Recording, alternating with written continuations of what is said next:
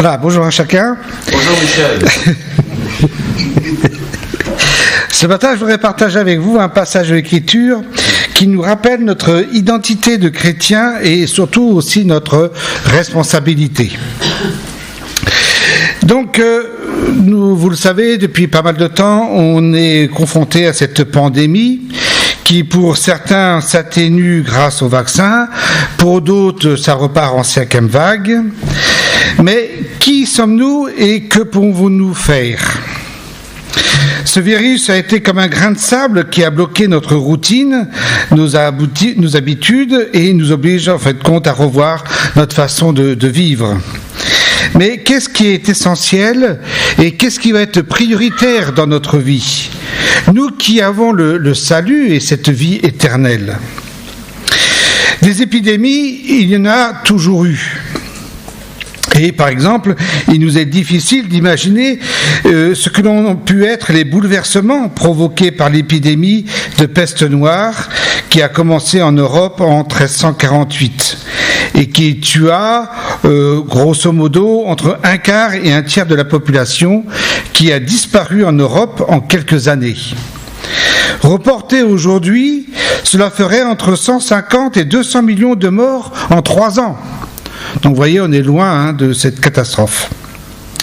Dans ce contexte se pose évidemment la question de l'évolution de la foi, de la piété et de la réaction de l'Église face à cette mort et à ces calamités. Donc il faut répondre aux questions du pourquoi. Et à l'époque, l'Église va répondre en mettant en place des rites, des attitudes expiratoires comme les flagellants. Va se développer aussi, sous l'influence de l'Église, des pèlerinages, comme au Mont Saint-Michel, ou des processions à la fois expiatrices et protectrices. On va assister à un développement considérable des cultes des saints et de la piété mariale. Les reliques supposées protectrices sont très recherchées, comme Saint Sébastien et Saint Roch. Et un récent sondage nous indiquait que c'était encore ces deux principaux saints qui étaient priés pour la protection. Mais c'est surtout Marie qui est vue comme protectrice. Elle adoucit la vision d'un Dieu coléreux et justicier. Et cette piété populaire vise à se protéger, mais elle ne répond pas à la question du salut et à la question qui est Dieu ? Comment on peut connaître Dieu et qu'est-ce que Dieu veut et qu'est-ce que Dieu nous dit aussi dans sa parole ? Puis apparaît la notion de purgatoire. Celle-ci n'est pas biblique, elle n'appartient pas non plus à la tradition de l'Église primitive, des pères apostoliques du 1er et 2e siècle. Elle se met en place au cours du Moyen Âge. Et puis, en 1477, en pleine période des épidémies aussi, l'Église a créé des indulgences pour les morts, cette possibilité de rachat de l'âme du défunt. Et au XVe siècle, des événements bien connus vont être à l'origine directe de la Réforme.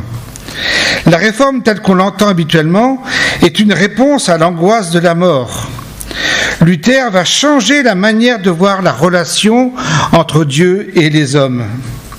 Dieu Tout-Puissant est face à l'homme pécheur, mais si la colère de Dieu est justifiée par rapport au péché, c'est l'amour de Dieu qui nous sauve.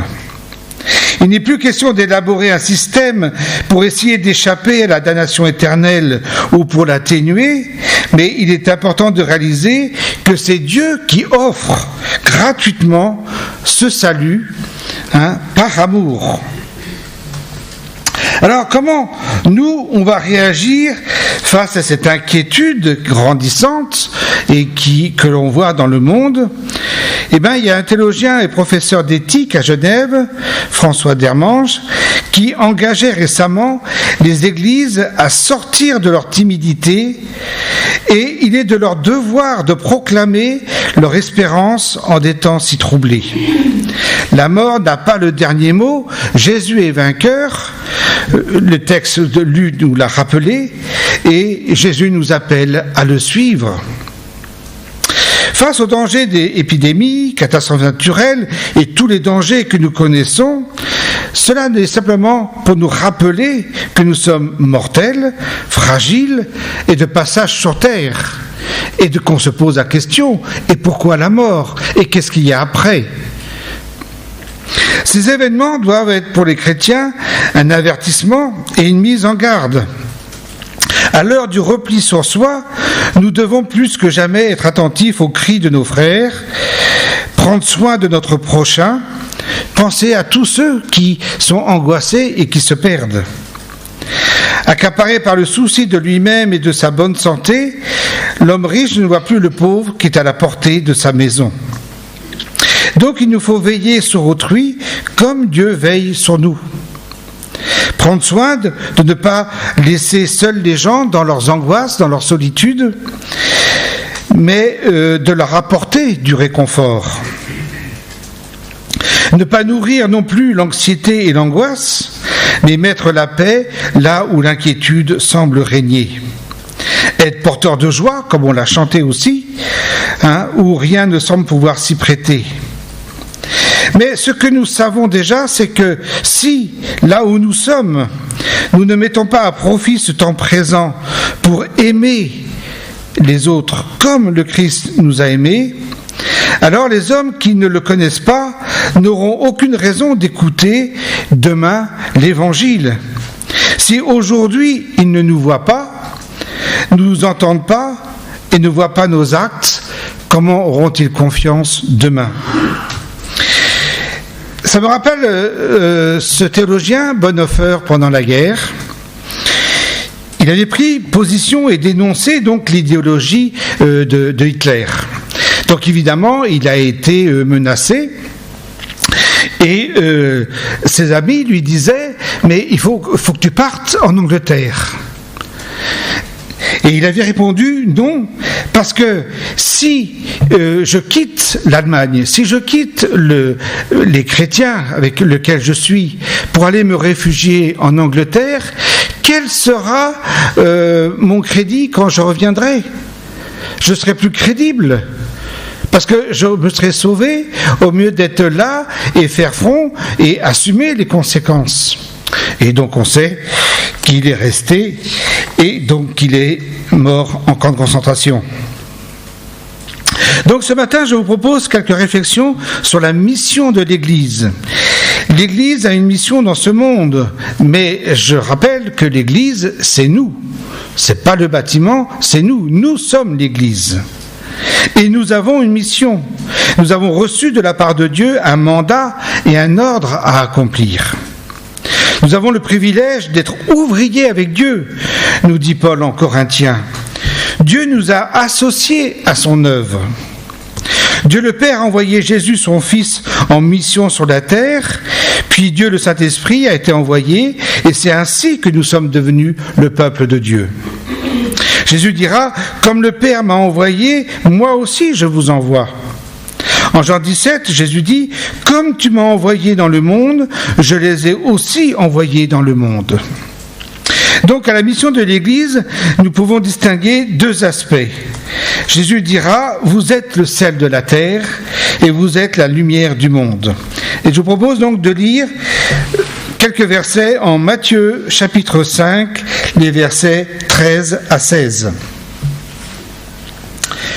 Matthieu chapitre 5, donc les versets 13 à 16. Vous êtes le sel de la terre. Si ce sel perd sa saveur, avec quoi la salera-t-on ? Ce sel ne vaut plus rien. Il n'est bon qu'à être jeté dehors et piétiné. Vous êtes la lumière du monde. Une ville au sommet d'une colline n'échappe pas au regard.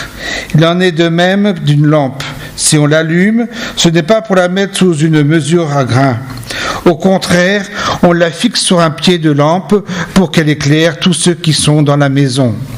C'est ainsi que votre lumière doit briller devant tous les hommes pour qu'ils voient le bien que vous faites et qu'ils en attribuent la gloire à votre Père céleste. Voilà, nous sommes le sel de la terre. Nous savons, le sel sert à deux choses essentiellement, la conservation des aliments pour éviter leur pourrissement et le rôle d'assaisonnement dans la nourriture. C'est intéressant parce que Jésus ne dit pas « vous devez être, vous devez devenir ». Non, il nous dit « vous êtes le sel de la terre, que nous le voulions ou pas ». Nous avons un rôle capital à jouer. Et contrairement aux apparences, nous ne sommes pas sans importance. C'est vrai que nous sommes peut-être un petit nombre, sans beaucoup de force, pourtant la fonction que nous exerçons dans le monde est aux yeux de Dieu primordiale. Alors, le sel préserve de la pourriture. À l'époque de Jésus, et jusqu'à pas très longtemps, avant le congélateur et les frigidaires, le sel était le conservateur par excellence. Et M. Blocher, un théologien, a dit « Vous êtes mêlés à la pâte de ce monde humain pour freiner le processus de corruption.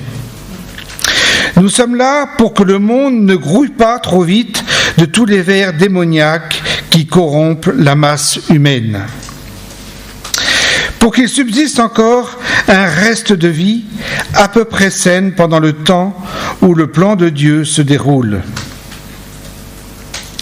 Et c'est nous qui, sur la terre, devons empêcher la progression du mal et nous devons promouvoir le bien.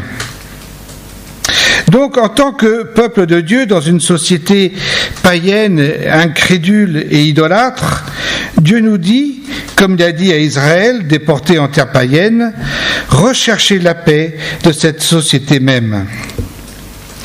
Donc, par notre façon de vivre, d'être attentifs à notre prochain, tournés vers les autres, nous pourrons montrer une différence dans nos actions, notre conduite et être le sel de la terre. Nous sommes appelés à faire des œuvres qui glorifient notre Seigneur, des œuvres qui montrent notre amour vis-à-vis de notre prochain. Nous sommes appelés à montrer des valeurs telles que l'honnêteté, la véracité, la compassion, l'assistance. Nous avons à dépasser nos égoïsmes, nos égocentrismes, notre individualisme, tant prônés par notre société, pour nous démarquer et montrer Christ à travers notre vie. Alors nous pouvons être des agents préservateurs par notre présence. Notre présence apparaît dans la Bible comme mystérieusement salutaire pour les hommes. Nous avons l'exemple d'Abraham qui intercède pour Sodome. Abraham qui demande à Dieu si la présence de 10 justes à l'intérieur de Sodome ne suffirait pas à sauver cette ville de la ruine promise.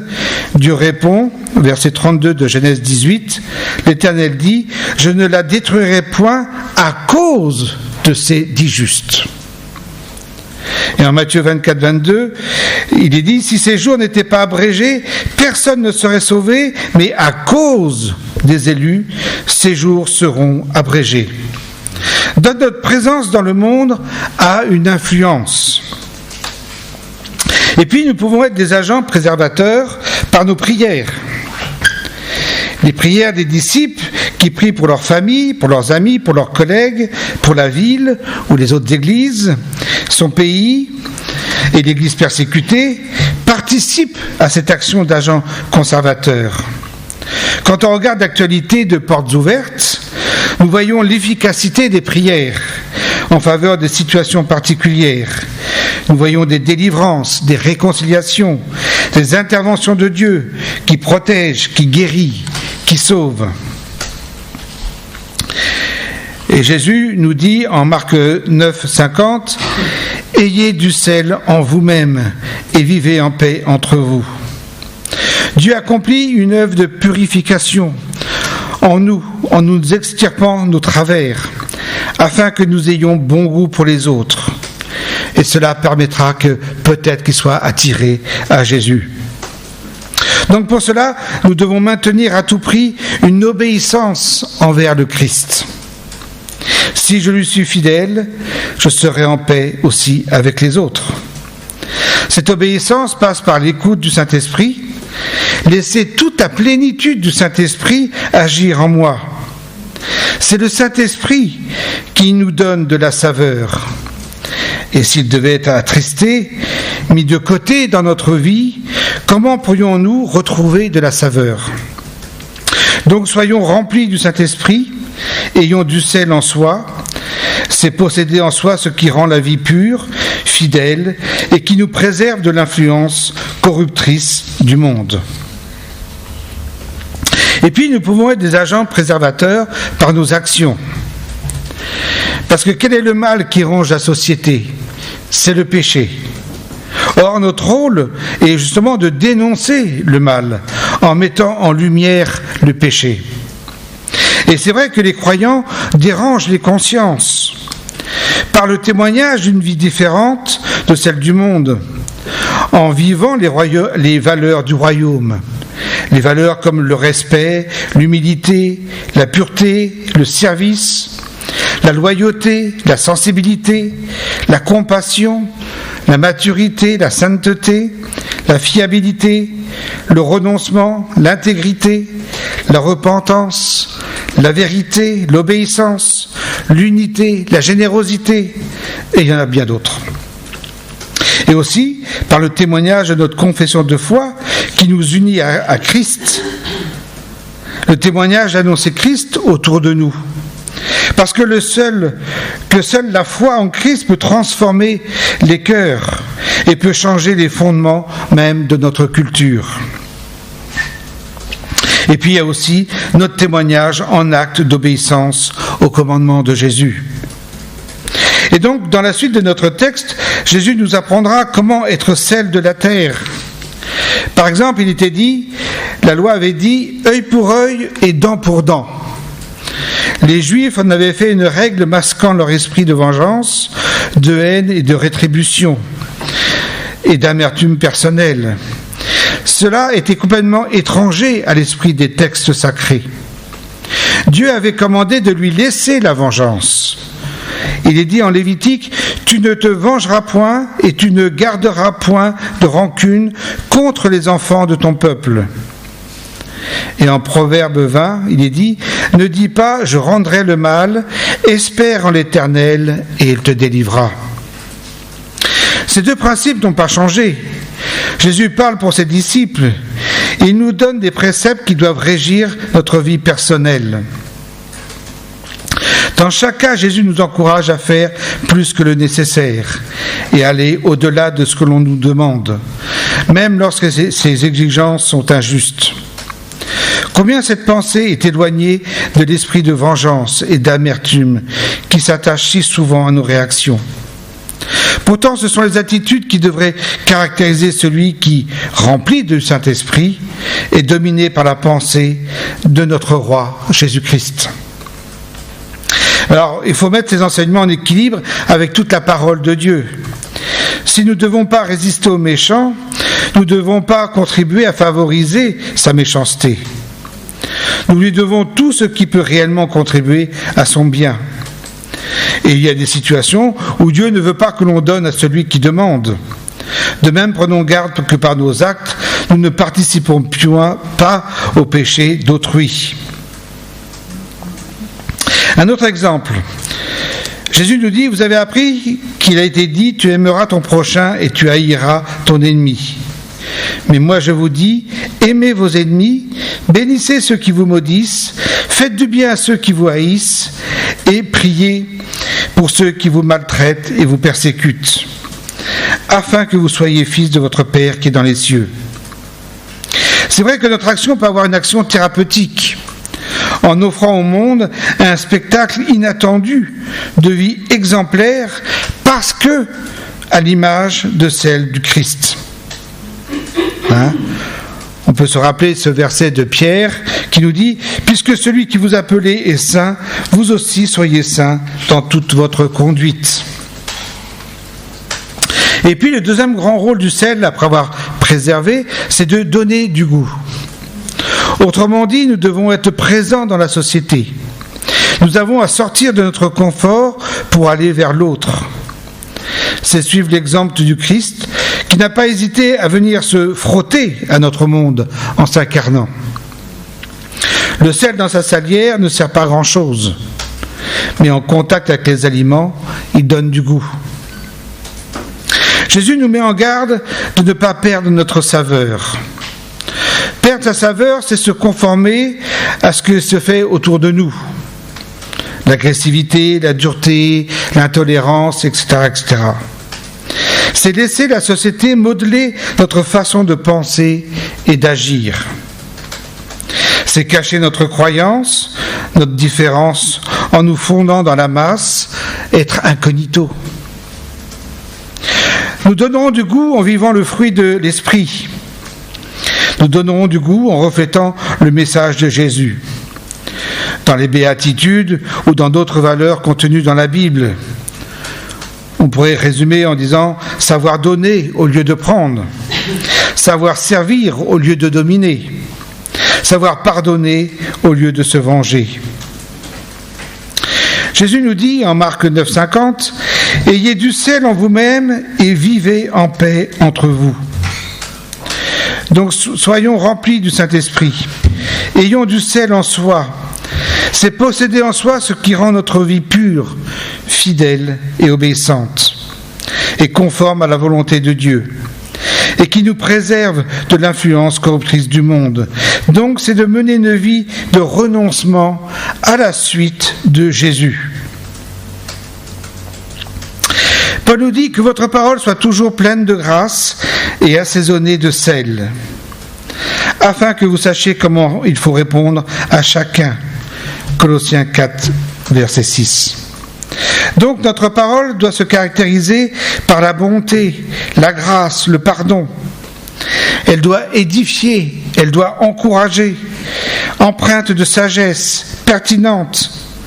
Notre parole se caractérise par l'amour, la délicatesse, elle est attentionnée, elle est vraie, elle est source de bénédiction et bienveillante. Donner du goût en produisant aussi des œuvres d'amour, de réconciliation et de service. Jésus, en nous appelant à le suivre, nous a rendu la joie du salut, de l'espérance. Il nous a fait goûter que le Seigneur Dieu est bon et nous appelle à le suivre sur le chemin du service, de la compassion et de la générosité. Dieu nous a fait des disciples, a fait de nous des disciples, libres d'aimer, non pas simplement qu'en parole, mais en action et en vérité aussi. Paul nous dit en Tite 2,14, « Jésus s'est donné lui-même pour nous, afin de nous racheter de toute iniquité et de se faire un peuple qui lui appartienne, purifié par lui et zélé pour les bonnes œuvres. » Voilà un peuple capable de communiquer la joie, la paix, le bonheur, la force que nous avons reçue. C'est par son témoignage et ses œuvres d'amour que le peuple de disciples montre qu'il n'est pas comme les autres et qu'il connaît la source de la vie. Il y a une pauvreté qui passe souvent inaperçue, mais qui nous interpelle aujourd'hui, comme la solitude, l'oubli, le mépris dont souffrent tant de personnes. Ce n'est pas le manque d'argent qui est le plus cruel, c'est l'indifférence, le manque d'attention et de respect. Les gens autour de nous recherchent des relations, et bien souvent ils ne trouvent qu'une administration.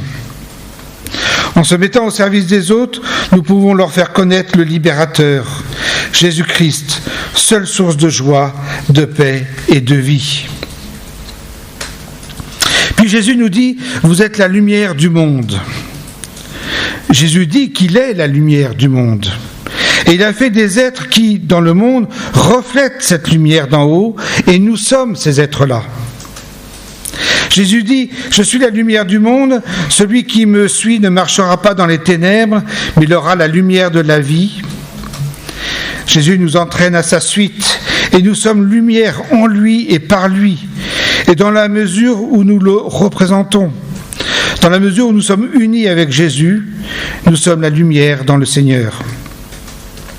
Et cela est possible grâce à notre rencontre avec le Christ, qui éclaire notre cœur, qui nous transforme, car la lumière de Dieu pénètre et change notre cœur pour en faire une source de rayonnement.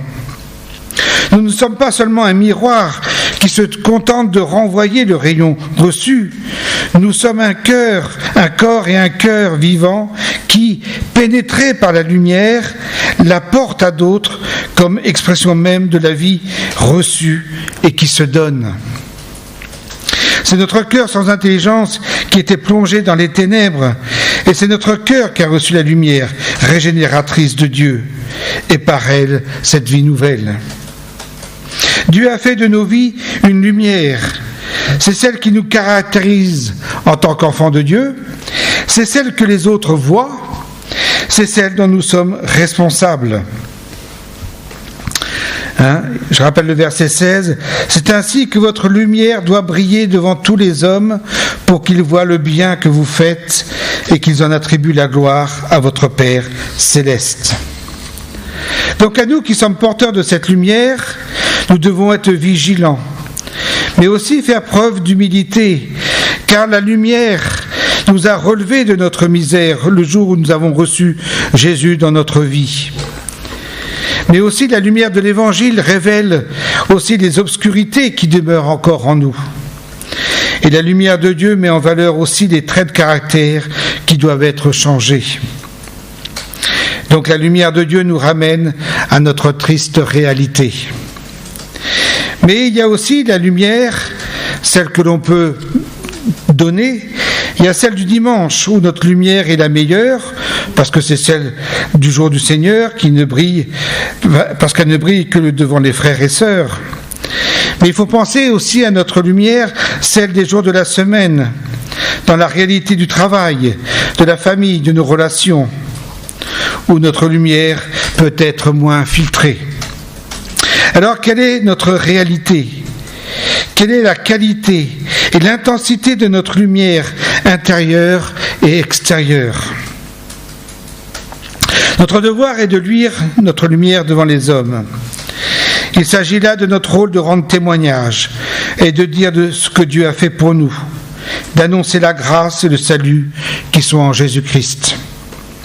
C'est la mission de l'Église et de chacun de communiquer cette bonne nouvelle. Jésus a porté nos péchés qui peuvent être maintenant effacés si nous nous tournons vers lui. Il a triomphé du péché et de la mort, il est vivant au siècle des siècles et il nous communique sa vie, la vie éternelle. Donc, nous avons à communiquer ce message avec un effort de persuasion et l'espoir que ceux qui l'entendront mettront en Jésus leur confiance pour être sauvés pour l'éternité. Paul nous dit en Philippiens 2,15 « Nous devons tous être comme des flambeaux dans le monde, au milieu d'une génération perverse, portant la parole de vie. » Et comment le serons-nous dans ces ténèbres de tous ces mensonges que nous entendons, de toute cette propagande mauvaise? C'est en portant la parole de vie, la vérité. Nous sommes les témoins du Seigneur, nous qui l'avons rencontré. Nous avons reçu la bonne nouvelle, elle a changé notre vie, et nous pouvons donc expliquer auprès de ceux que Dieu nous met sur notre route, ce salut, cette espérance que nous avons, et comment Dieu peut changer aussi leur vie. Cette lumière de la bonne nouvelle qui a changé notre vie va se voir aussi dans notre conduite, dans nos pensées, dans nos actes. C'est l'ensemble des vertus chrétiennes qui va refléter à travers nous. Et on peut penser à ce passage de 2 Pierre 3-7, où Pierre nous encourage et nous parle de la connaissance de Jésus, de notre foi, de la maîtrise de soi, de la patience, de la piété, de l'amour fraternel, de l'amour, de progresser dans tout cela. Paul nous dit en Éphésiens 5, « Autrefois vous étiez ténèbres, et maintenant vous êtes lumière dans le Seigneur. Marchez comme des enfants de lumière, car le fruit de la lumière consiste en toutes sortes de bonté, de justice et de vérité. Examinez ce qui est agréable au Seigneur. » Donc ce sont des paroles et des actes concernant tous les domaines de notre existence qui doivent refléter la lumière. Parce qu'en tout, la présence bienfaisante de Dieu doit être manifestée. Mais tel un rayonnement de vie ne peut se manifester durablement qu'à la double condition de demeurer au contact avec la source de la lumière et de ne jamais cesser de donner aux autres. Donc cela demande une fréquentation assidue de la Bible et aussi de l'Église, parce que cela va corriger nos déviations et nous ramener à une juste manière de penser et d'agir. Et cela demande une relation aussi ouverte avec les autres. N'oublions pas le grand commandement, tu aimeras ton prochain. Si cela ne se fait pas, c'est comme cacher notre lumière. À ce moment-là, nous n'accomplissons pas la mission que Jésus nous confie. Alors les autres autour de nous ne voient rien d'autre que ce qu'ils voient tous les jours autour de leurs voisins. Si notre vie de chrétien n'est pas éclairante pour les autres, elle est inutile et nous ratons notre vocation. Allons, marchons dans la lumière, mais c'est aussi reconnaître nos fautes, revenir à Dieu et vers notre frère dans la repentance et dans l'amour, et c'est aussi cela être lumière pour les autres. Marcher dans la lumière, c'est aussi être transparent devant Dieu, devant les membres du corps du Christ et de mon prochain. Et l'Église perd de son témoignage si elle ne cultive pas l'amour fraternel. Marcher dans la lumière, c'est aussi d'avoir un cœur honnête et sincère. Pouvoir marcher comme des fils et des filles de Dieu, fiers de vivre notre vocation, notre mission, fiers d'appartenir à Dieu et de refléter son caractère. Réfléchissons à cette parole de Jésus qui nous dit « À ceux-ci, tous connaîtront que vous êtes mes disciples si vous avez de l'amour les uns pour les autres. » Une telle attitude manifeste notre marche dans la lumière, ce qui fait la force de l'Église. Alors, dans notre vie moderne, sans âme, angoissée, désorientée, l'amour fraternel, la chaleur en Christ sont déterminants dans notre témoignage face au monde qui veut voir le Christ concrètement à travers nous. En conclusion, le monde est dans les ténèbres, non pas parce qu'il manquerait d'hommes ou de femmes compétentes ou de bonne volonté, mais parce qu'il a perdu le visage de son Créateur. L'éloignement de notre monde, des hommes par rapport à Dieu, les rend inquiets, sans espérance, sans joie véritable. Ils sont perdus. Ils vivent dans un monde sans saveur, où la crainte et l'angoisse de la mort restent toujours présents. Jésus est la lumière du monde, surtout parce qu'en lui, l'homme peut retrouver sa relation avec son Créateur. L'homme peut retrouver un sens à sa vie et surtout échapper à la mort et recevoir le salut, la vie éternelle. L'Église est la lumière du monde et le sel de la terre. Lorsqu'elle se différencie de ce monde, lorsqu'elle évangélise et annonce la bonne nouvelle du salut, lorsqu'elle vit l'amour fraternel, lorsqu'elle se fait remarquer par ses bonnes œuvres, lorsqu'elle témoigne des œuvres magnifiques de Dieu, lorsqu'elle se conduit selon les valeurs du royaume et montre sa différence avec le monde. L'Église n'est pas un club ou une association quelconque. Nous sommes le reflet de Dieu, nous sommes la lumière de Dieu. L'Église doit transmettre autour d'elle quelque chose de la lumière qui nous fait vivre. Nous devons rayonner. C'est dans ce monde que nous vivons que nous pouvons apporter notre saveur qui provient de notre ressemblance avec Christ, dont nous portons les caractères. Et notre témoignage sera salé si nous vivons ce que le Seigneur nous enseigne dans la Bible. Le sel a une caractéristique. Il est très salé. Mais avez-vous remarqué que c'est une petite dose de sel qui peut avoir de grands effets? Le sel fait la différence. Il est efficace. Notre présence doit pouvoir apporter une saveur au monde. Notre lumière doit permettre une visibilité, non pas de notre valeur personnelle, mais pouvoir mettre Jésus en valeur par notre témoignage. Notre vie chrétienne est importante dans ce monde. Cette image du sel et de la lumière nous donne une identité, de la valeur, une vocation.